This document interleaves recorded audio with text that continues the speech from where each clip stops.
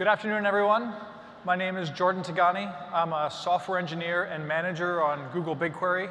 I've been working on BigQuery for about 6 years. I wrote a book on BigQuery, which is great if you want to learn more about how BigQuery works, or I've also heard it works really well as a monitor stand. I'll be joined on stage in a few minutes by Kostas Piliotis from Kabam Games, one of the biggest developers of mobile games, and also a big user of BigQuery. So I'm going to be showing some queries over a petabyte of data. And it's easy to lose track of what these numbers mean when they get this large. You know, 1 with 15 zeros, or in binary, 2 to the 50th. You know, how is that bigger than a terabyte? So to kind of give a grounding on what a petabyte means,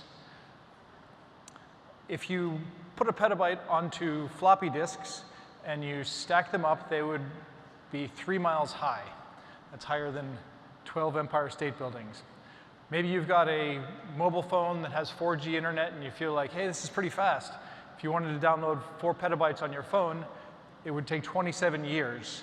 And you better hope you have an unlimited data plan. The Library of Congress has every English language book ever published. They also have audio and video collections. That's still only 10 terabytes, so you need 100 of those to get to a petabyte. And Twitter is 20 petabytes. So you'd need 50 times the Twitter corpus to equal a petabyte. I don't know about you, it's a little disturbing to me that the Twitter corpus is larger than the Library of Congress, but maybe I'm just old-fashioned. So it also turns out that a petabyte isn't that large anymore.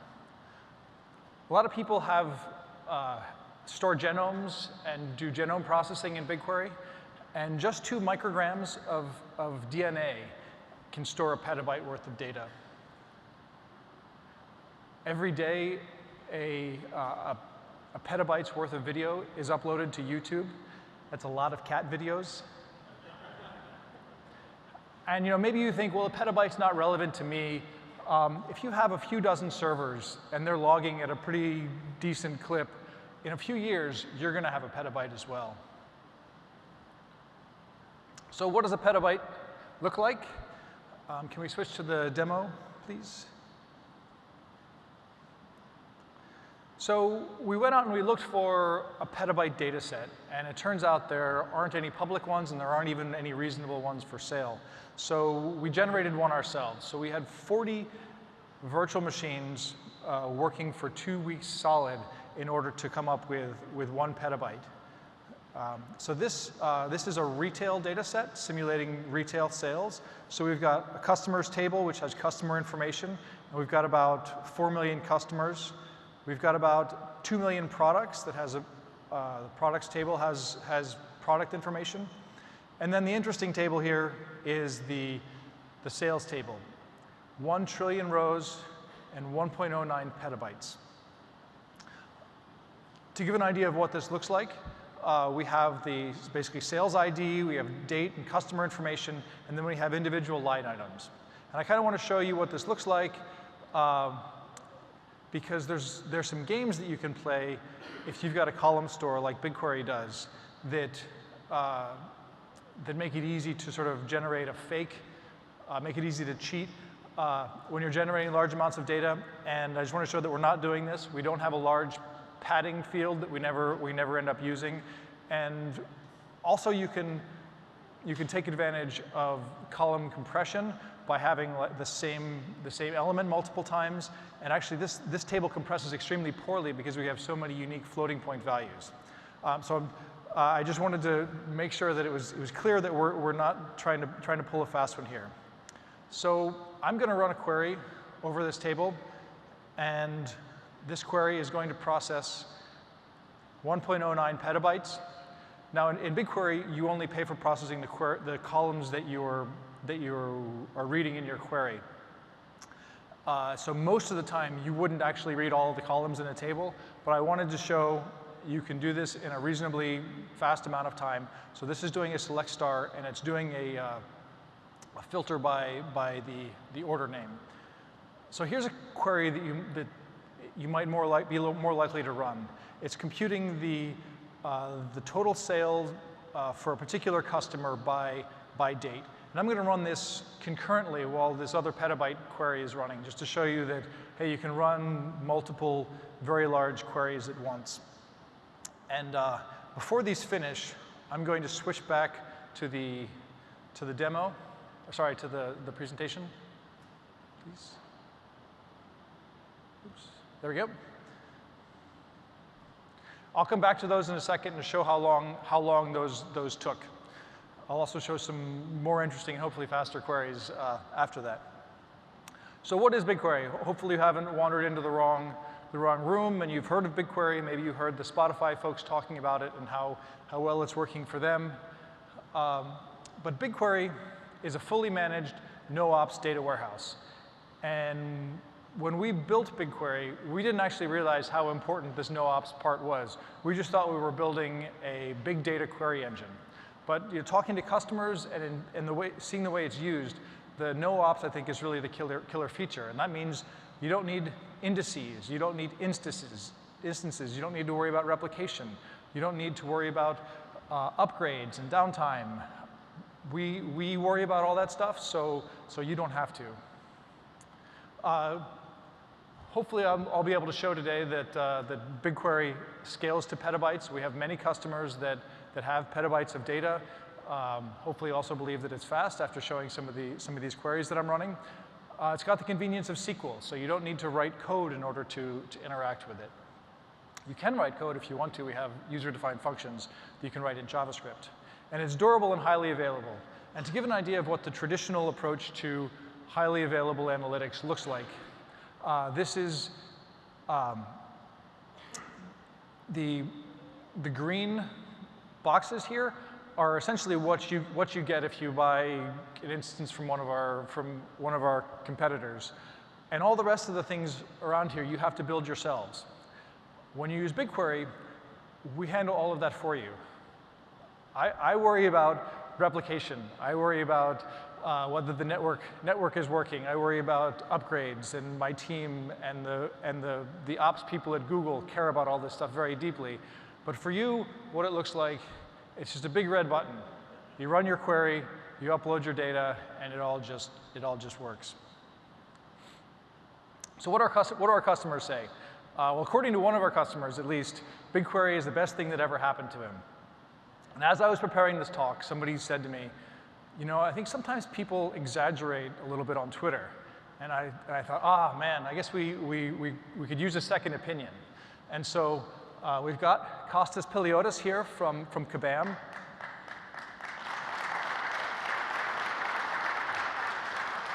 He's a lead analyst for Kabam Vancouver on Marvel Contest of Champions. He's got more than 15 years of data warehousing experience, so he's seen how you do it in BigQuery. He's seen how you do it elsewhere. Hopefully, he prefers the BigQuery version.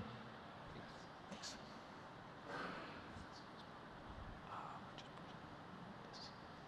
Great. Thanks. Hi.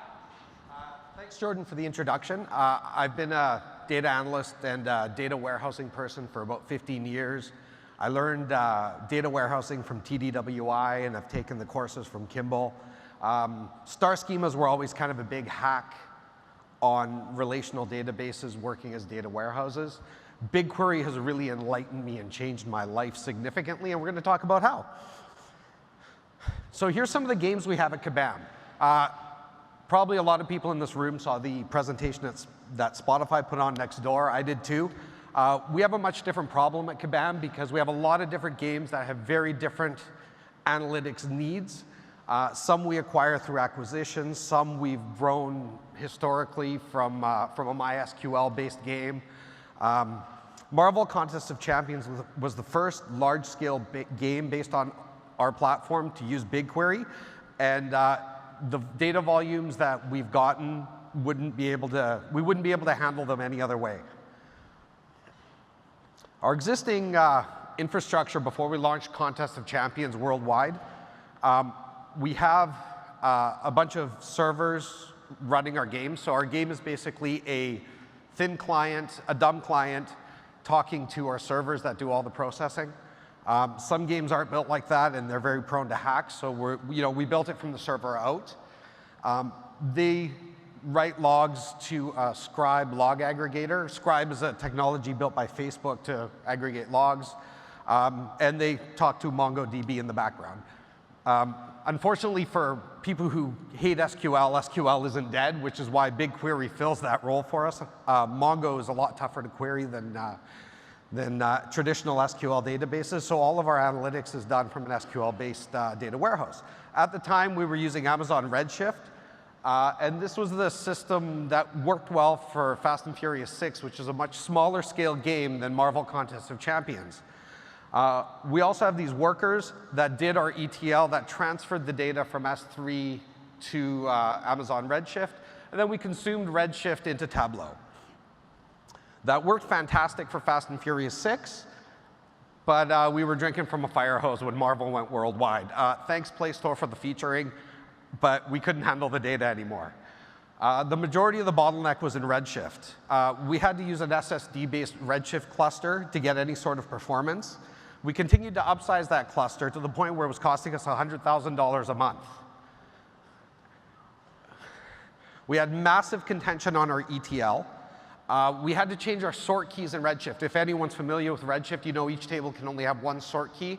We had to change the sort keys to be convenient for the ETL, which meant that running any queries really sucked. It didn't work. As well, Redshift and Tableau. Tableau kind of turns your queries into a cursor. There's a 64 concurrent cursor limit. Because our queries were slow, we ended up with a lot of contention in Tableau. We ended up having to filter a lot of data to try to work with Redshift. At our peak, we were processing 50,000 events a second at launch, and we were processing a terabyte a day.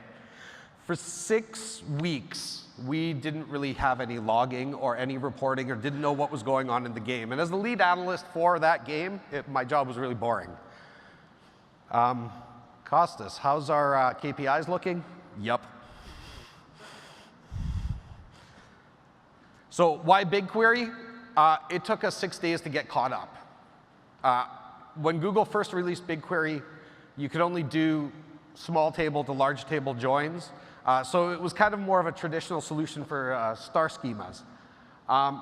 It looked great, but with game data that's so messy and logs that you want to piece together, it didn't really work for us. So I thought it was a really nice toy, but it wasn't something I wanted to really work with yet. Later on, Google introduced the join each and group each by concept, where you could join large tables together. So an activity like going through a quest has one log table, and getting currency in our game is another table. We wouldn't have been able to join that data together unless we pre-aggregate it to a small enough level where BigQuery would have liked it. So ultimately, we picked BigQuery because our data volumes forced us to. It was kind of dropped on our laps. It's nice that Spotify was able to do all the pre-work to get BigQuery in there. We just had no choice, which is great because we don't have to tell the users we're doing this. We just did it. So I've worked on Hadoop in the past at a previous studio, and at Kabam, we also have a data mirror Hadoop implementation right now where all of our games log to a central store. So basic things like logins, sessions, and money, is because that's kind of common to all games at Kabam. Unfortunately, Hadoop really sucks for what we needed. We didn't have the right size of a cluster, basically. And I know BigQuery is Hadoop-based, so I'm not trashing Hadoop. Also, the flavors of the month in Hadoop seem to change. At another studio I was at, it was Hive and CDH 0.6. This guy was like, man, we need to look at Shark. They couldn't get to Shark fast enough because Presto became the flavor of the month. And then Impala, and now Spark. The flavor of the month keeps changing, and you have to invest a lot of infrastructure. BigQuery has updated their engine, and we didn't even know it happened. Jordan's going to talk to you about later, so I'm not going to spoil it for you guys. And at my last studio, a 200-node cluster wasn't big enough, and the one at Kabam's even smaller. I had a server engineer come to me and say, can you only query 1 week's worth of data? And I'm like, well, I'm a data analyst. I need to analyze trends over time. He's like, please don't. So it made my job really difficult because I could only look at a very small time frame. And in the end, with BigQuery, you pay for what you use. You have, when you first roll out a Hadoop cluster, your sizing for the future, with BigQuery, it just kind of grows with you. Your costs just grow as you continue down your path. You don't need to build excess capacity. You know, the costs just scale. It's fantastic. And our costs dropped, actually, after going to Redshift by about 70%. So here's what our data looks like. We've got 205 million rows, trillion rows, sorry, in our log, in our largest table. It's partitioned by day. And our entire data warehouse in BigQuery is 567 terabytes. We're approaching a petabyte. We're not quite there. We hope to get there by in another 6 months if we get more featuring. So right now we're loading 1.8 billion rows a day, and we're only 2 hours behind the scribe logs that are in our S3 bucket. That includes copying the data over to Google Cloud Storage before we load them into BigQuery. And on February 20th, the last time I gave this presentation, we loaded 1.4 terabytes of data. So we're also using the streak tools for Chrome. Everybody's using them. They're fantastic. A big shout out to whoever made those, and BigQuery Mate for Chrome. And OWalks is a fantastic tool for interfacing with people that want to work with spreadsheets and not other more sophisticated reporting tools. Works great for budget variances and that kind of stuff. And Streak needs to be updated a little bit on their pricing. So cost. You know, here's an example query of mine. I do some funky sum ifs in here. I do some a table or date range, which is unioning a couple days worth of data, and I'm unioning and I'm doing some filtering as well. So this is a real query that I use to determine the soft currency earned per energy. Notice I'm not showing you the results if you're trying to figure out what map to get soft currency from. It took 21 seconds to process 151 gigs of data. It parsed 3 billion rows. It's just phenomenal, and it cost 75 cents. I could work all day and not cost a lot of money. I then said, well, I never do this, but what if I queried my largest table for the entire history of the game? 205 trillion rows, as I showed in my previous slide. It took 1,400 seconds to execute, and it cost $24. No other Hadoop cluster you could roll out would have that kind of performance. So if you want to save money, Google kind of buries it in their documentation, but you really want to partition your data by date. There's a new solution coming that's even better that Jordan will talk about. But if you don't do that, you're going to rack up your bill pretty quick as you're always processing petabytes of data to get results from what happened yesterday. Never do a select star. That can get really pricey. And query what you need. We don't have any queries that cost over $1 right now. And for commonly used data, you know, we create daily aggregates. So we have certain tables where we aggregate on a user day partition, and it reduces our cost significantly because we're always querying the same things. So annoying caveats that have also been dealt with apparently. In table date range, you can only have 1,000 tables in a union. So in about 2 years, we're going to hit that wall if we don't upgrade. Resources exceeded is a thing that you may see. It only really happens when you do a sort. I've never hit a problem I couldn't solve, either by building summary tables as an intermediary to then sort my data, or just not sorting my data and getting it out. It's never stood in my way of doing my job, so long as you work around the little nuances that happen along the way. The last thing to watch out for is if you're using an ODBC driver or any other system to connect, you have to alias all of your results, because there's a little bit of a gotcha in there where if you don't alias them, they rename the column, and on some systems like Tableau, it becomes a big problem. So, you know, we went through our front-end selection process. We looked at Redash, OWalks, Tableau, Click, BIME, and Looker, BIME and Looker. And in the game industry, Tableau is kind of king, so we just went with Tableau. And interestingly, we went with Tableau Online. So why? Game companies love it. Gives us a nice big fat pipe to BigQuery. We don't have to worry about bringing in tons of data into our data center. It's managed by them. I'm a big fan of the cloud because of BigQuery and because we're on EC2 and our new game will be on Google Compute Engine. It gives us self-service BI, tablet support without VPN, and it's a fantastic support network too. So here's some visualizations I've done in Tableau. This is our waterfall obfuscated for obvious reasons. This visualization actually scans the entire history of all of our logins from the start of the game till now, and it's processing trillions of rows as well. Pareto chart, the same thing. It's all of our customers in the game. Again, obfuscated, I apologize. So Pareto chart's kind of the 80-20 rule, you know, where you pass the intersection. It works well with executives. We also look at our tutorial funnel. This is coming out of BigQuery, and it's a live connected report. And each step of our tutorial funnel is logged along the way, and for every user that installs our game, we analyze where our drop-offs occur. Interestingly, they drop off after they finish the tutorial. Some other quick wins. This is a consolidation. So we have, we advertised the amount of installs we had in a previous release, or in a CEO press release, but this table is effectively, I think, 200 million rows right now, and I can aggregate this in 2 minutes. Another thing we like to do is create heat maps for our quests. So this was our Valentine's Day quest in the shape of a heart. Bieber loves it.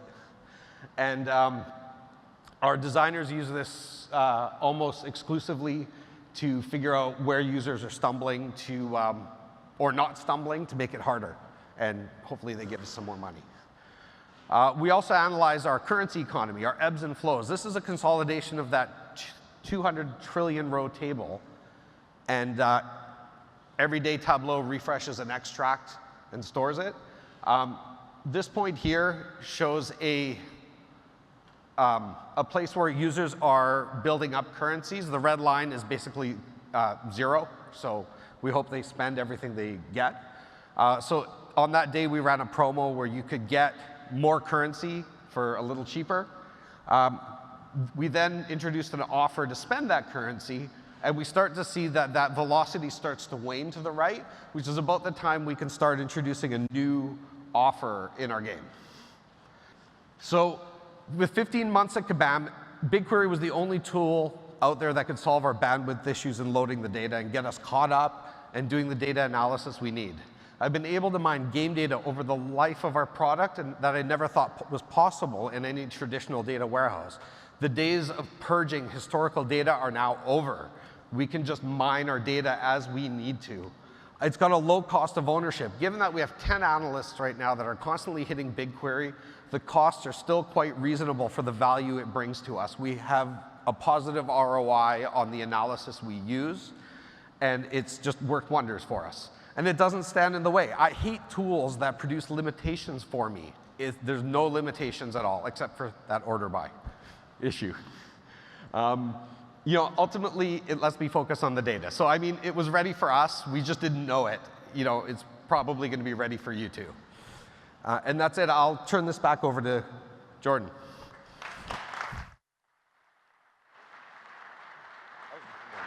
Oh, no worries.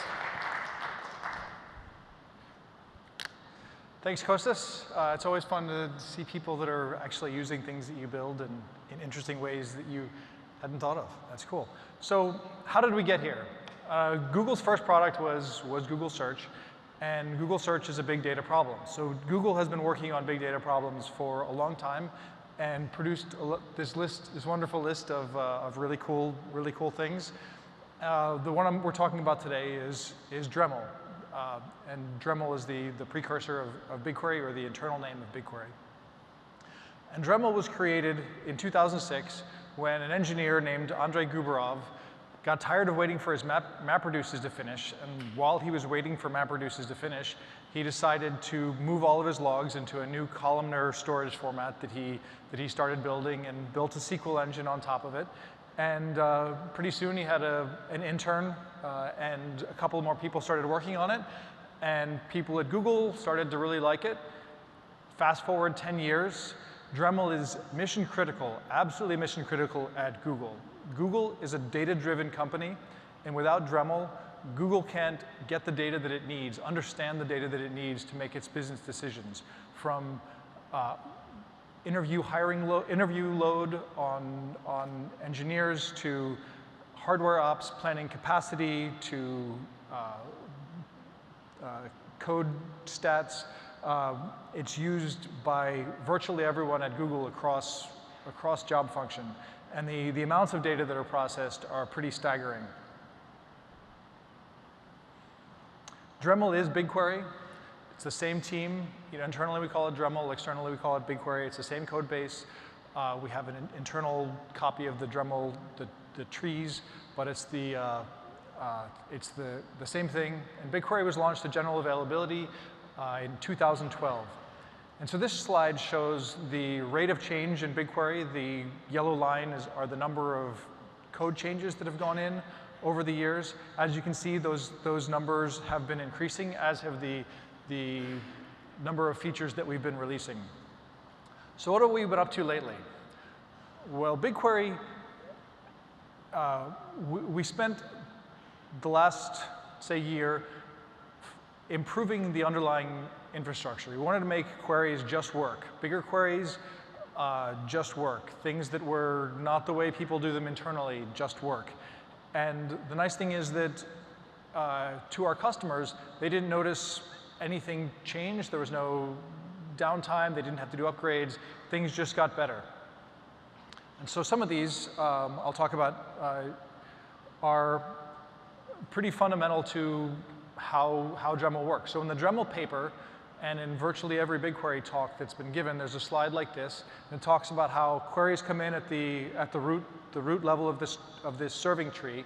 They get broken up, they get passed down to the shards. Shards read the data, they filter the data, they partially aggregate the data, and then the aggregations flow back up the tree.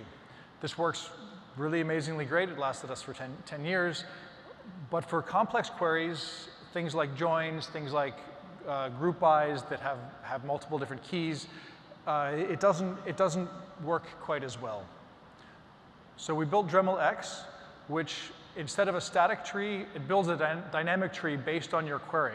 So if your query has multiple pieces, multiple stages, multiple joins, each one of those stages is going to be a separate level in the tree. We don't have to do multiple passes up and down the tree. We can basically just pass data from one portion to the other. Dremel X has been in production since late 2015. People didn't notice, except queries that used to not work now just work. Queries that were complex now run several times faster. We've also reinvented our column storage engine. So in the Dremel paper, we talk about column I/O, and I'll give a little bit of rundown on how that works here. Columnar stores, they store each data in a separate stream, each column in a separate stream, and they compress the data. So this is these two columns used in this query. We then decompress the data, and then apply a filter, relatively straightforward. So Capacitor, which is our new storage engine, changes this around slightly. We still have the data stored compressed, still in column format. But instead of decompressing the data, we just compress the thing that we're looking for, and then we match it, and then emit the things that match. Now this seems relatively straightforward. It seems pretty simple. It's like, oh, that's, of course. But it actually means you have to rewrite the query engine, the query execution engine as well, to be able to understand how to operate over compressed data. This has had massive performance improvements. On average, queries got twice as fast. But for many types of queries, especially things that do highly selective filters, they're much faster, 10 to 1,000 times faster. And if you're concerned with high CPU billing, this capacitor uses much less CPU, so your billing tiers will also be lower. We've added a bunch more features as well. We've made it so you shouldn't need the each keyword, which Costas mentioned. Now they should, with our dynamic query planning, we should be able to just figure out how to run your query, how to size your query, which means more queries will just work. We've changed the ingestion mechanism to now we ingest data using Dremel itself behind the scenes, and which ends up being 5 times faster. It's also allowed us to be more flexible. We've added the Avro storage format, which itself is another 10 times faster. So getting data into BigQuery has gotten much easier. And we've added consistent scheduling. We never used to talk about how many workers your queries could use. You get 2,000 workers in BigQuery, which is sort of on a best effort basis, but you can use that to do one giant query, or you can use it to do 2,000 smaller queries. But if someone else is running giant queries, it shouldn't affect your ability to process data. So announcing today, so these were just some internal things that have been rolled out over the last few months. But we'll also have some cool stuff that we're first just going to be talking about today. So storage pricing is very simple. It's 2 cents per gigabyte, no matter how much you have. But chances are you have, some of that data is historical data that maybe you use for quarterly reports, or you use infrequently. You want to keep it around so that you can query it when you need it. Some of your data is more recent. So we're lowering the price of the historical data, anything older than 90 days, by 50%. This means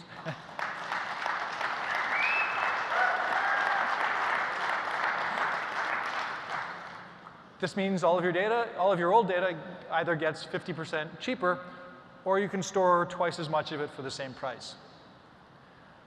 This change will be effective May 1st. So it actually, the timeline has already started in February 1st for historical data. And there's also no change in the query performance, the durability of that data, or availability of the data. It works just like normal. We just charge you less for it. We're also announcing table partitioning today. Costas talked about using table date range, which was kind of a hack, and it meant that you have to manage multiple tables, and table date range was slow. Not a lot of great things to say about table date range. Now, basically, you just load data to your table, and we put it in a different partition every day. And when you want to query it, you just filter by the days that you care about, and we will only bill you for scanning the data that's in those partitions, and the queries will run faster because we only have to scan those partitions. So to give a little bit of idea of how that works, in a columnar store, we charge you for the columns that your query is scanning. So let's say you're just using C1 and C3. We just charge you for the size of those columns. Now with partitioning, you can slice it again horizontally by day. So you end up getting billed for much less than you would otherwise. So daily partitions, which is only early access release, we're rolling it out to some select customers first, but should be coming very, very soon for wider availability. I want to mention one more thing, is that you can go back and change individual partitions after they've been created, in case you double ingest data, or you need to fix something in an older partition. You can just address those as individual tables. I mentioned that you get 2,000 workers by default, but maybe you need more than that. And if you need more, you can purchase more. And one interesting codicil to that is that if you're using a lot of BigQuery, if you're running a lot of BigQueries and it's slowing down because you don't have enough concurrent workers, we will actually give you more automatically. And today we're also talking about public data sets. And if you go to the BigQuery UI, you'll actually be able to see these data sets. which are high-quality public data sets hosted by some of the folks mentioned on here, data.gov, Looker, Hacker News, GDELT, and we provide the hosting, and we also make it free to query those. You can free to query essentially anything in BigQuery for up to 1 terabyte per month. So anybody who wants to can play around with these data sets to scan up to 1 terabyte. And if you have or you know of data sets that you'd like us to include, please let us know. OK, so you guys probably want to see how we do on querying a petabyte of data. Would you mind switching back to the demo, please? There we go. OK, so this query processed 1.09 petabytes in 245 seconds. That's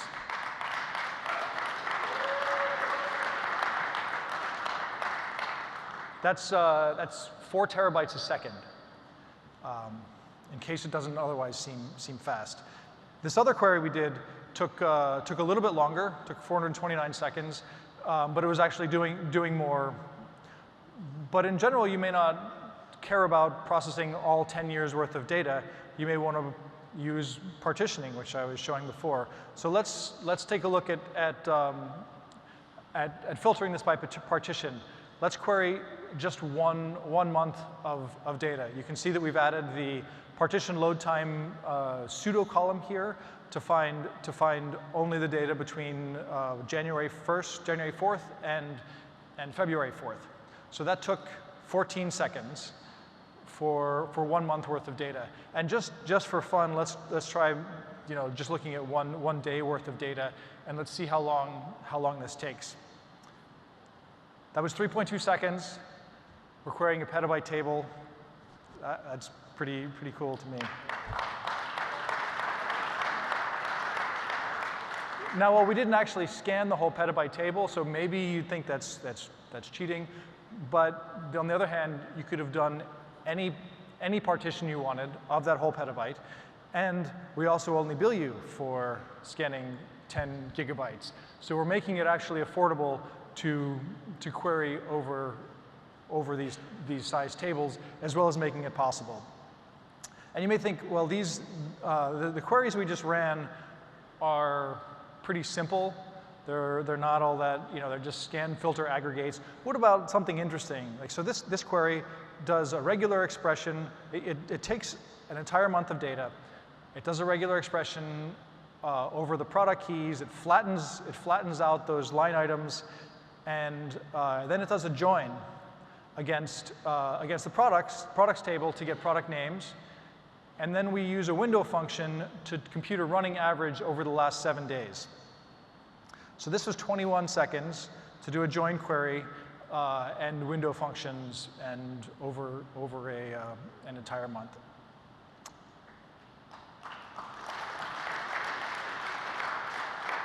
Thank you. And can we switch back to the slides, please?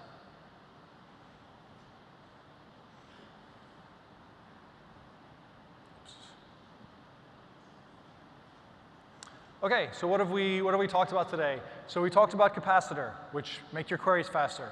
We talked about Poseidon, which makes it faster to get into BigQuery. We talked about Dremel X, which makes complex queries faster. And we talked about dynamic execution, which makes it easier to write your queries, and actually it also makes your queries faster. We've also announced new features, table partitioning, Avro import support.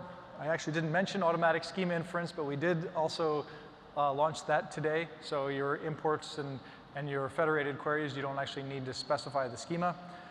We announced the long-term storage pricing decrease, BigQuery slots, and the availability of public data sets. Thank you very much.